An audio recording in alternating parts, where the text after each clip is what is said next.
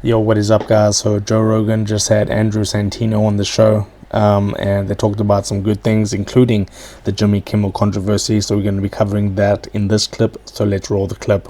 Of adapting, like this whole Jimmy Kimmel situation that is happening right now. Yeah, wild. Very wild. Okay, first of all, the FCC is you have to have a license to broadcast, which is kind of crazy when you think about what that means now. Because like, what does it mean? It used to mean they used to have a license to broadcast because you were going to influence so many people. They had to make sure that you were on the up and up, right? So they had to make sure that you didn't swear. So if you had a license and you were on CBS or NBC or ABC, you could not swear, right? That was the rule. And then along came cable. And somehow or another, cable is a different thing, right? Because cable, you have to pay for it, I guess, so it's different. And so then some of the channels, you don't have to pay for. It used to be the only ones that swore were like HBO, where you had to pay for. And then all of a sudden...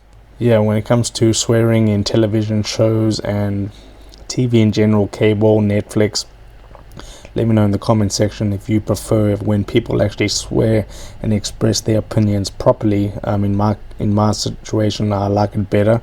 It's more authentic for the viewer to watch someone have the correct dialogue instead of this censored, child-friendly, kids-friendly, family-friendly dialogue that everyone pretty much hates, basically.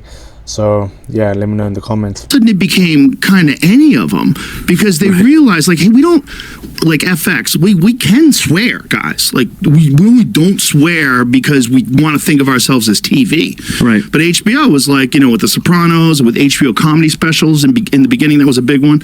You could just swear. Movies, you didn't have to bleep anything out, just wild. And so these, what you're dealing with even... like, first of all, I definitely don't think that the government should be involved ever in dictating what a comedian can or cannot say in a monologue. Yeah, I mean, it's just sad. The president of the United States is kind of petty, actually, for him to get involved in talk show hosts, what they can and cannot say on television, basically. As the president of the United States, talking about Trump now, I think he's got better things to do than to tweet at all these late night television hosts on their current agenda. It's fucking crazy. It's crazy. Now, if the problem is the companies, if they're being pressured by the government, so if that's real, and if people on the right are like, yeah, go get them. Oh my God, you're crazy. You're crazy for supporting this because this will be used on you. You don't think that the fucking globalist lizard people who run the world are sitting here going, great, what do we got, 3 years? We'll wait this out. We'll wait this out. Yeah. Let them say the government should be involved in censoring people's speech. Yeah. Let them support that. Let these fucking dumbasses, because Jimmy Kimmel's a leftist, let these dumbasses think it's a good idea and we should celebrate that.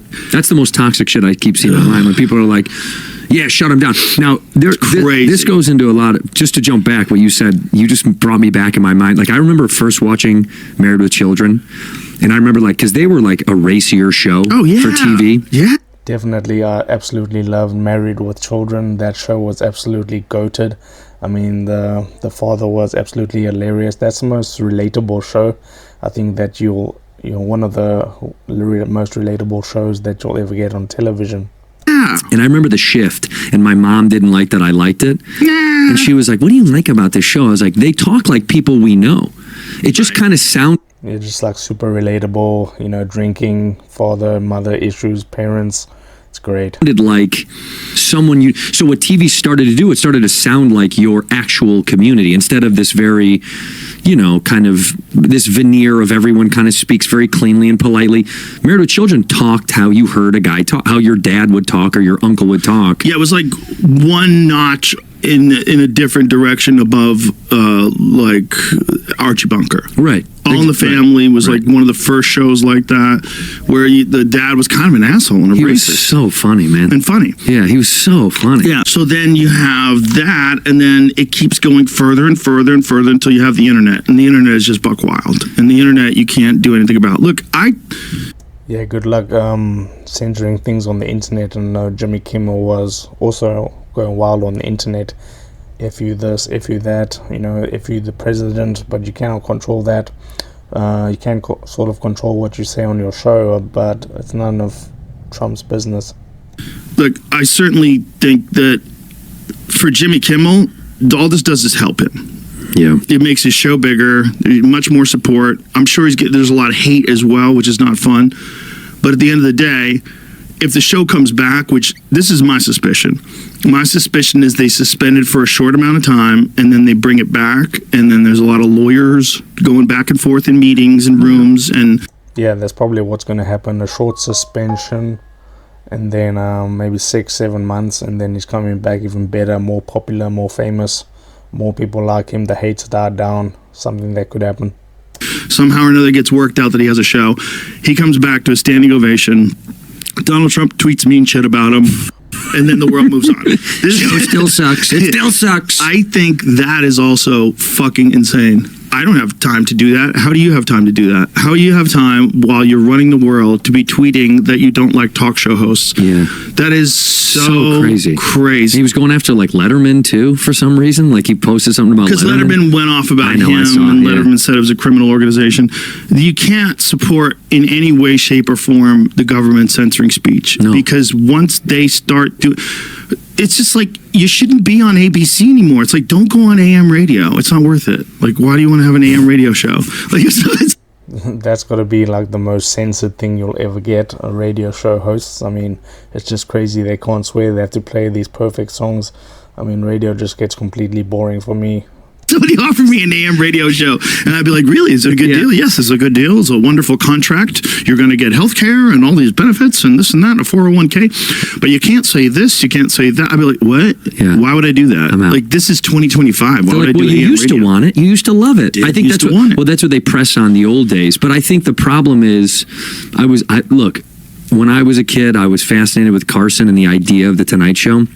He got pressed a lot of why he didn't express his political beliefs. Right. And he often, I mean, there's a clip of him that everyone's probably seen where he says, It's a great clip. that's not my job.